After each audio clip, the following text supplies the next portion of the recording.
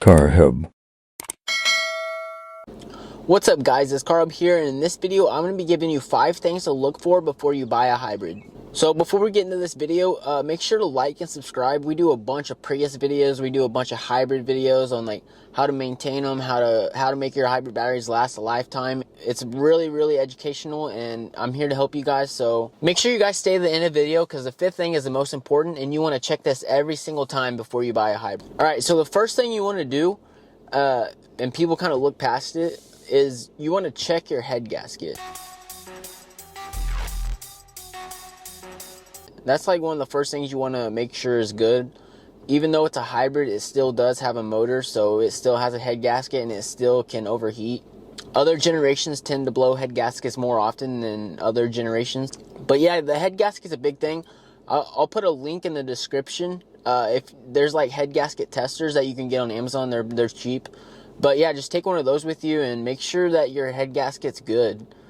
I'll kind of do explaining right here. I'll show a little how-to video right here of how to do your head gasket. It's a really simple test with the combustion liquid, and if it turns colors, then your head gasket is bad. You want to put the combustion tester inside the antifreeze reservoir or in the radiator, wherever you fill it up with antifreeze, and then you pump it, and if it changes colors, then that's how you know your head gasket is bad. It's a simple test, and it's really a must on buying a hybrid, because a lot of these hybrid models tend to blow head gaskets. Another way to tell if a head gasket is bad, if you don't really want to buy a head gasket tester, if it's knocking. If it's knocking really bad, then more than likely your head gasket's bad, or it could be a misfire, but I wouldn't really go there. If it was me, I would definitely get a head gasket tester. That's what I do when I go and buy a Prius. I make sure the head gasket's bad, and I take the test with me. It's really simple. It's a cheap thing to buy. Again, the link is in the description where you guys can buy them. But yeah, please check the head gasket before you buy a hybrid. Alright, so the second thing you guys want to look for on a hybrid, you want to make sure you can read the codes or the history codes. Again, I'll link in the description. You can buy a cheap code reader. It tells you the codes, it tells you the history codes.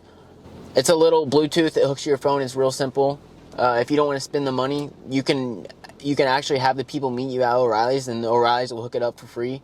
So if you don't want to spend the money, you can meet them at O'Reilly's, have them read the codes, have them read the history codes. Make sure you know the background of this car, because if its history codes say it has an inverter fail or something with high voltage leak, like them are some things that are kind of leery before you buy one. So you want to make sure you know these codes. If it shows misfire codes, then it could be getting low compression on one of the cylinders, which means your engine could be going out, or it is going out, but it could crap out on you. So you really do want to know the history codes and the codes on the car. Alright, so the third thing is pretty simple. I mean, it's nothing really to do with like checking the physical car. It's really just doing your research and like looking at the critics reviews on the model. Like I'm using a Prius as an example because we do a lot of Priuses. Like a lot of the third gens have head gaskets bad, and if you look that up in like Prius forums and like a bunch of these websites, they'll tell you that the third gens have head gasket problems. So yeah, just do your research on the car before you go and look at it. See what its reviews are, see what its Rotten Tomato rating is. Oh wait, that's movies. But yeah, just check it out. Like, just do your research and learn about the car. Don't go in there like blind-eyed and not knowing like what to look for and what not to look for, and like the pros and cons. So yeah, just kind of learn the car before you go look at it, so you're on top of things. And again, make sure you stay to the 5th reason is the most important reason before you buy a hybrid car. So make sure you stay to the 5th, at least to the 5th reason, or you can skip ahead, whatever you want to do, but it's definitely the most important that you guys need to know. So the 4th thing you need to look for before buying a hybrid is check for damaged high voltage lines. This one's kind of hard, but it's really important. A lot of the lines run on the bottom. A lot of the high voltage lines run from the inverter all the way to your hybrid battery in the back.